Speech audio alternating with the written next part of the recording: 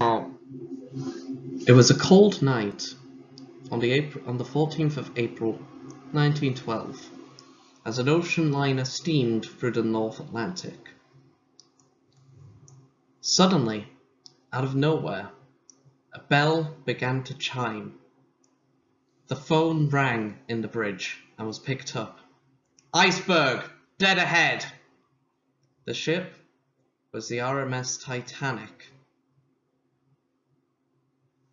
and she was about to collide with an iceberg. "Hard to port!" came the call.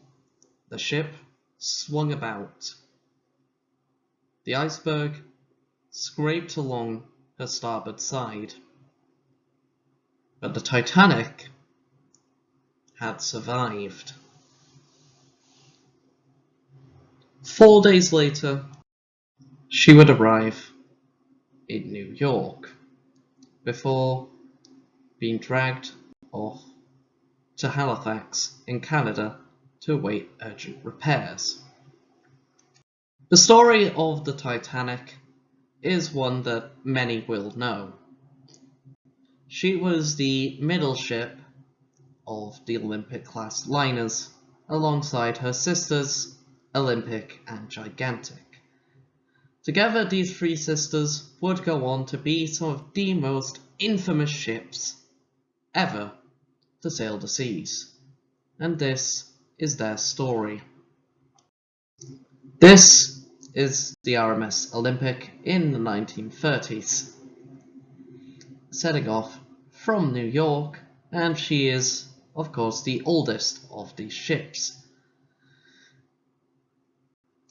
This is her sister, the RMS Titanic. This image is from around the early 2000s, I would say.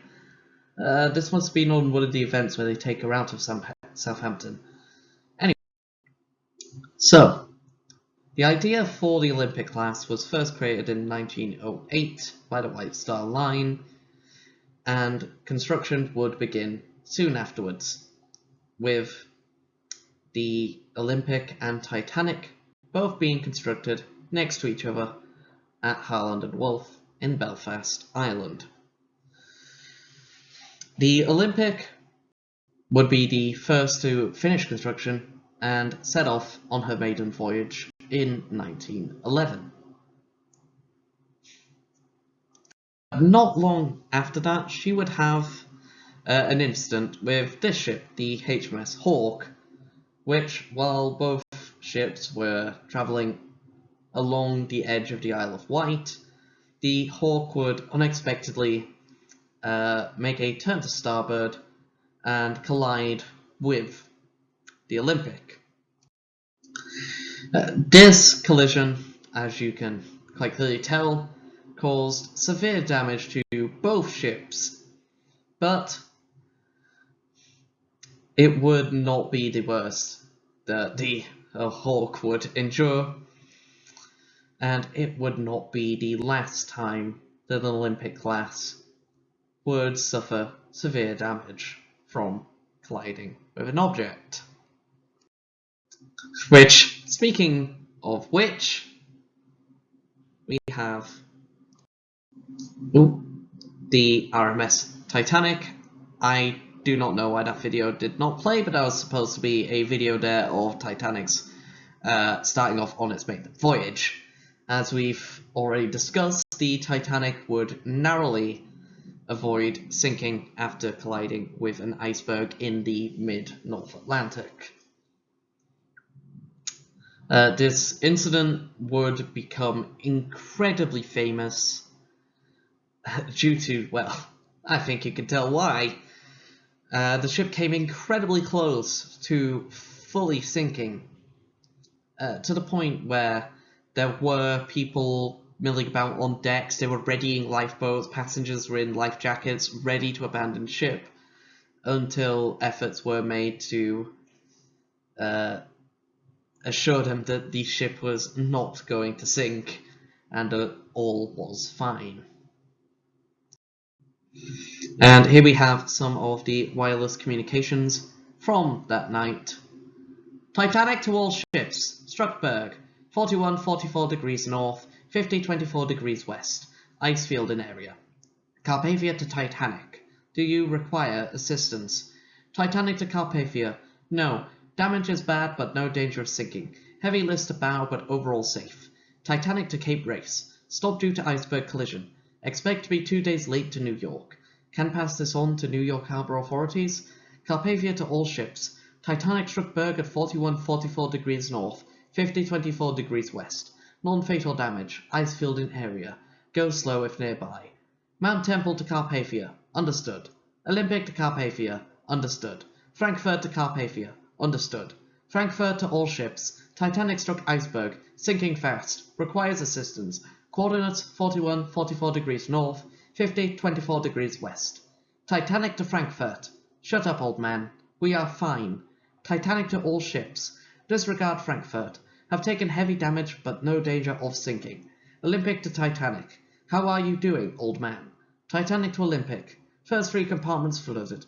We'll have to stop for a few days for dredging. Shaken but safe. See you soon in Southampton, old man. Cape Race to Titanic. Information passed on. The Titanic, as we know, would arrive in New York 4 days late. Not 2 days as they thought, as the dredging process took longer than they expected, and they still had to navigate through the ice field, which meant not being able to go as fast as they wanted. But, of course, Titanic would arrive in New York with a shocked press that had been left mostly in the dark about what had happened, and were very intrigued to see the ship so low in the water at the front when she arrived at Pier 92? I think it's Pier 92. What followed next is quite interesting, as Titanic was then moved to Halifax for urgent repairs and then brought to Belfast for a massive inquiry into the incident, where simulations were run on mock-up models, which proved that this incident came incredibly close to being a massive, massive tragedy. This caused a widespread strike of the workers and crew of both Titanic and Olympic, who demanded the White Star Line do something about the inadequate safety measures on board both ships. After a few months of the strikes, the White Star Line would concede to the strikers, and better safety measures would be placed on both ships. This included double hulling, the watertight compartment bulkheads were raised higher in both ships, and an adequate number of lifeboats for the entire passenger capacity was added to both ships. These updates were also added to their currently in construction sister ship, Gigantic. The Gigantic was hoping to... the Gigantic by now was in construction, taking place in the same shipbuilding yard as her sister Olympic had been, and she was getting close to completion, with plans to start operating in the October of 1914. This, however, did not go as planned due to the shot that was heard around the world, the assassination of Archduke Franz Ferdinand of Austria-Hungary. This, in turn, led to alliances after alliances after alliances taking sides in a massive war, the First World War, the war to end all wars.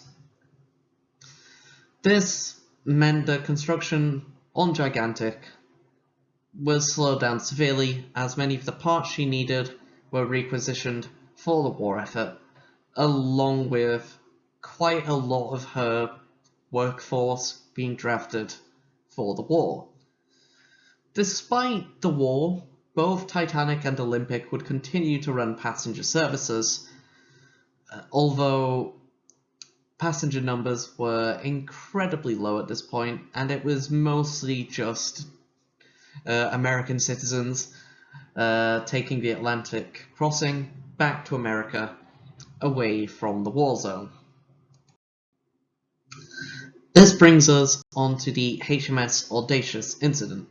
The HMS Audacious was a British warship that early into the war, 1915 I believe, was hit by a German U-boat.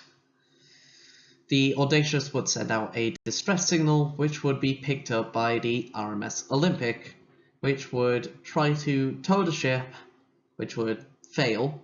She would, however, pick up a large portion of the Audacious's crew, which had, of course, taken to the lifeboats. The Olympic would then be detained in Llawswili Island, as it was feared that if word got out about the sinking of the Audacious, it would be a massive morale drop for the British public, and so Olympic, her crew, and passengers were stuck in Llawswili for a bit until it was deemed they could leave without causing trouble.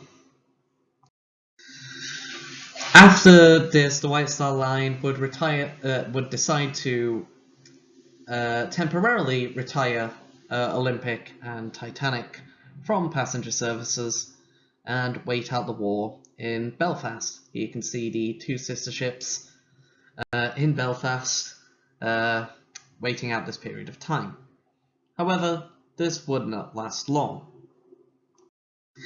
Later in 1915, both ships would be requisitioned by the Royal Navy, who would convert them into troop transports, giving them the new designation HMT, His Majesty's Transport, instead of RMS, Royal Mail Ship. Titanic would bring soldiers from Canada over to the British Isles, while Olympic would help ferry troops down into the Mediterranean and North Africa.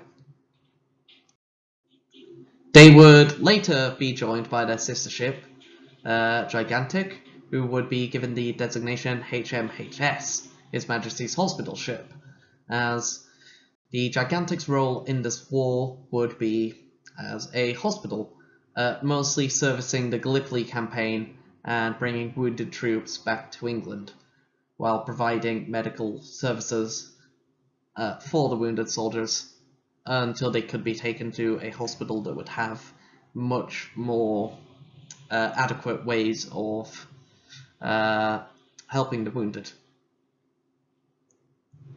And this also came with this amazingly cool colour scheme, with the red crosses there to designate her as a hospital, and of course showing that this was not an active combatant ship.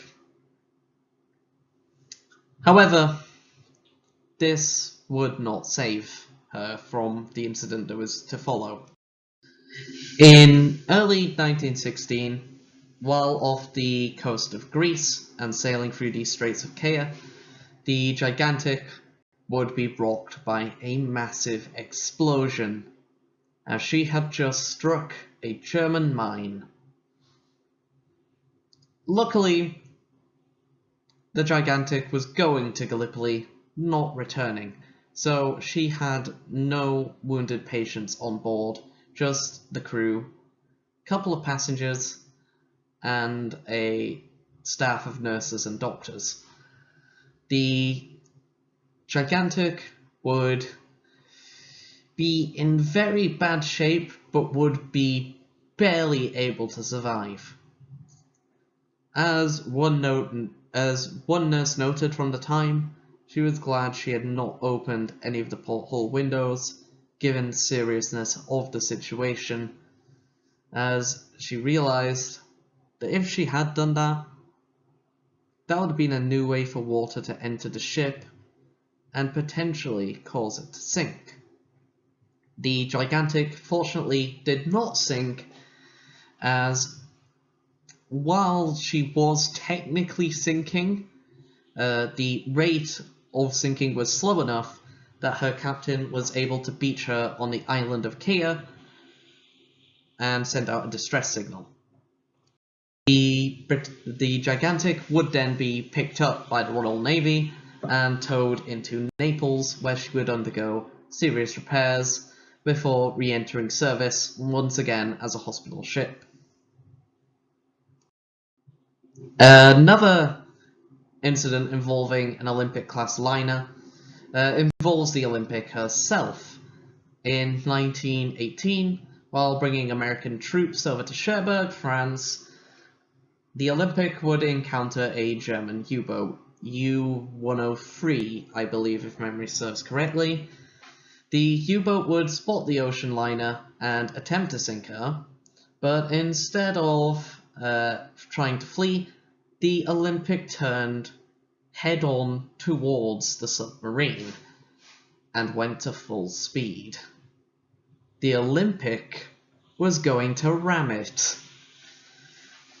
The U-boat immediately started to submerge to try to get out of the way as the Olympic steamed towards it. However, the Olympic is bloody massive, and the U-boat, while most of it was out of the way of the hull of the Olympic's propellers are also huge, and they nearly cleaved the submarine in half. The Germans scuttled their vessel and were later picked up by a British warship that came across the floundering crew in the water. One final incident from the First World War would occur later in 1918 with the sinking of RMS Carpathia and the rather poetic tale of the ship that came to her aid. Let's have a look at those Marconi communiques, shall we? CQC, CQC, CQC, SOS, SOS, SOS. This is Carpathia. This is Carpathia. This is HMT Titanic. We read you, Carpathia. What is wrong? German submarine. 3 torpedoes. Listing to port. 223 aboard. Sinking. Titanic to Carpathia. Titanic to Carpathia. What is your position? 49.25 degrees north. 10.25 degrees west. About 120 miles off Fastnet. Steaming towards you at full speed, Carpathia. Lifeboats being readied. Be with you presently. Titanic to all ships. Titanic to all ships. Carpathia sinking. Their location is 49.25 degrees north. 10.25 degrees west. Any who can, make haste. Fully loaded with Canadian troops. Will need help with taking on survivors. Olympic to Titanic. Olympic to Titanic. Passing Scilly. Will make haste to the precision. Titanic to Olympic. Thank you, old man. Titanic to Carpathia. Titanic to Carpathia. Olympic is coming to your aid too.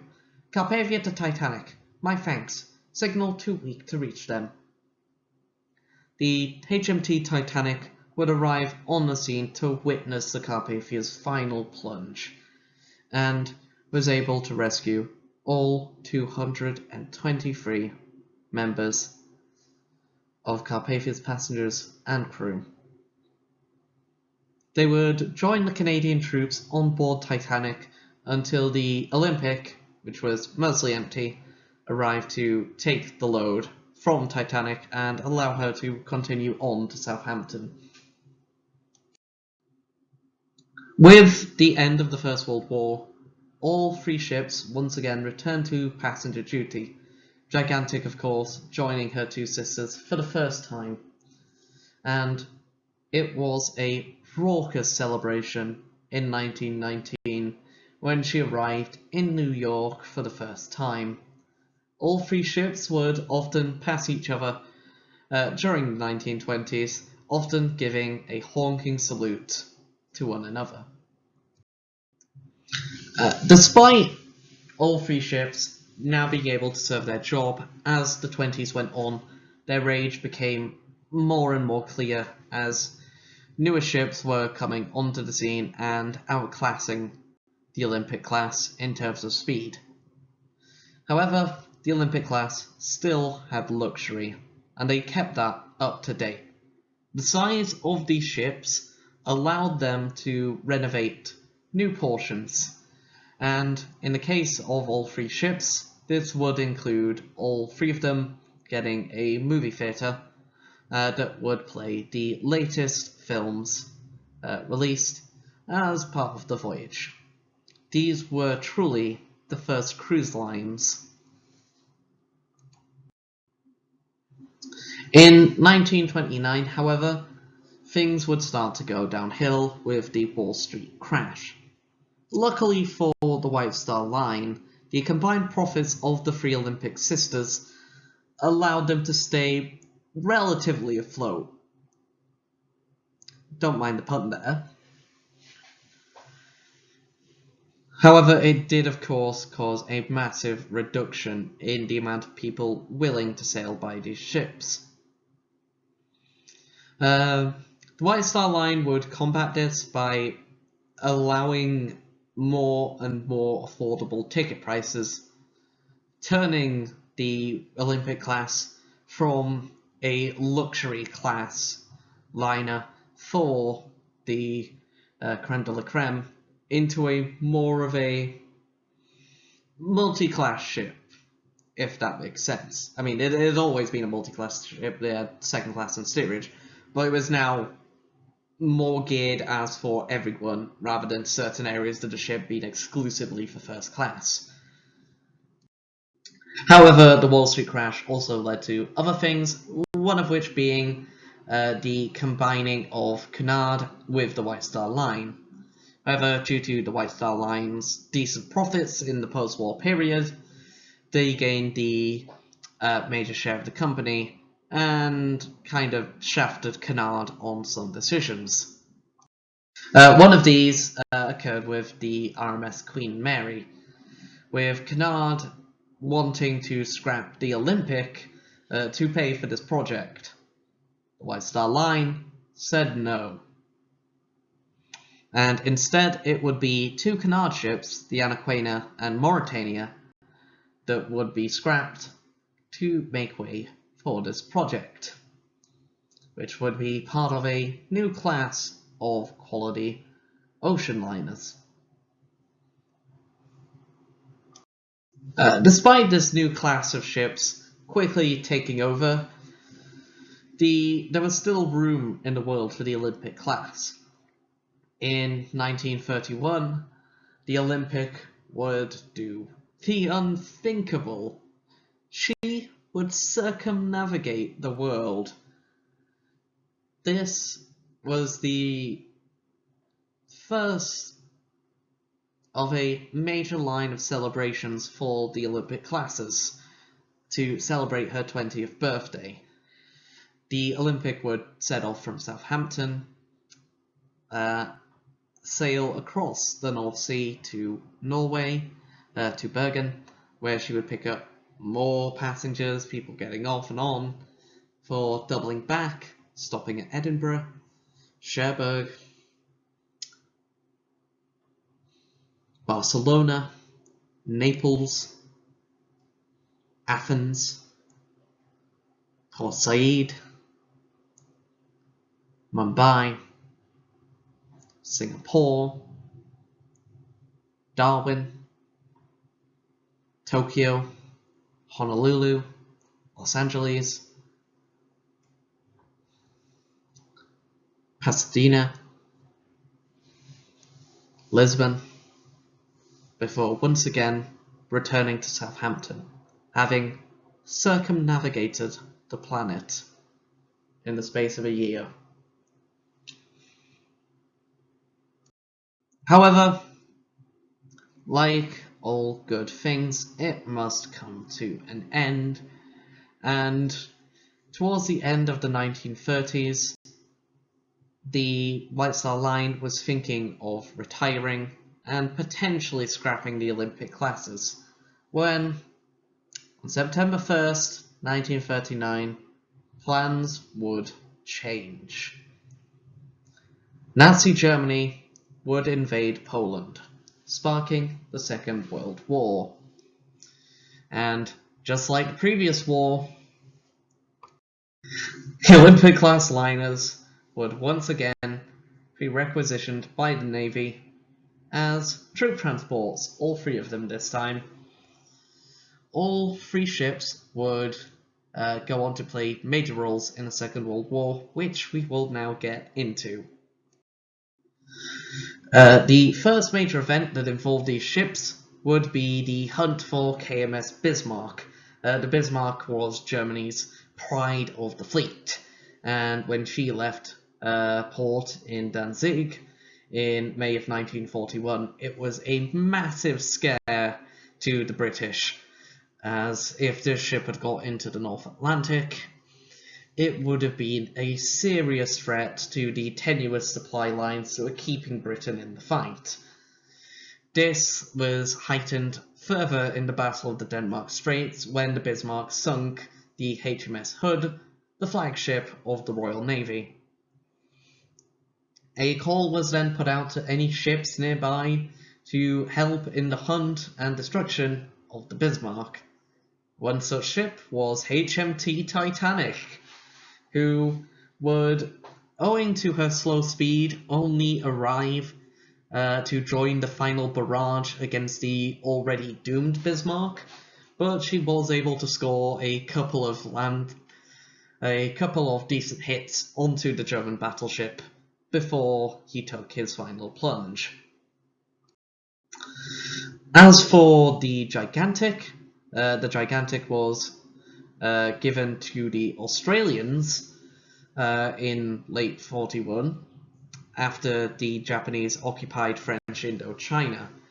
It became clear at that point that Japan may attack Allied holdings in the South Pacific, and first Gigantic was given to Australia to act as a troop transport if such an event would occur.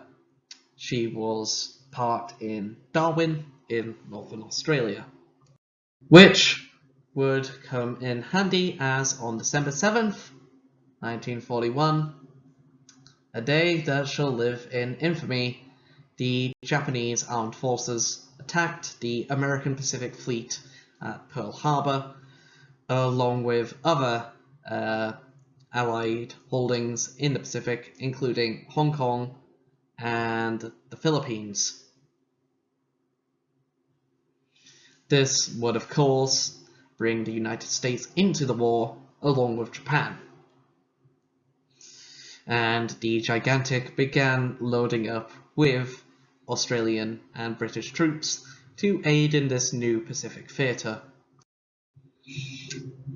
Gigantic would be in Darwin during the Japanese raid on the city and its dock facilities. She would steam out into the center of Darwin Bay and begin firing at the Japanese planes with her anti-air guns. This gave her a title, the third of the Olympic-class ships to gain a title, the Defender of Oz. The other two ships had already gotten monikers in the First World War. Titanic became known as Unsinkable after taking multiple beatings from U-boats over the First World War, and Olympic became Old Reliable, due to her always being on time. Another incident that would involve the Gigantic would be the Battle of the Coral Sea.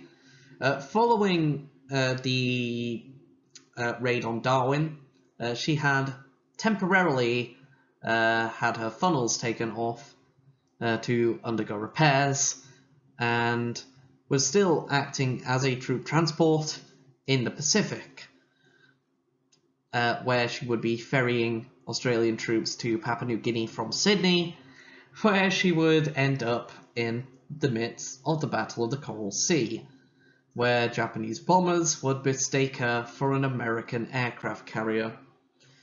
The Gigantic was heavily bombarded, but managed to limp back to Darwin for repairs, which included the replacing all of her funnels back on.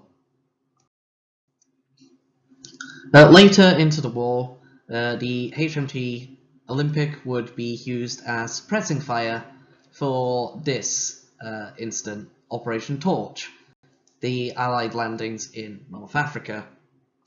Later, her sister, HMT Titanic, would play a similar role in Operation Husky, the Allied invasions of Sicily and Italy. All three sister ships would then be brought back to Southampton in preparation for Operation Overlord, the largest naval assault and amphibious landing in history.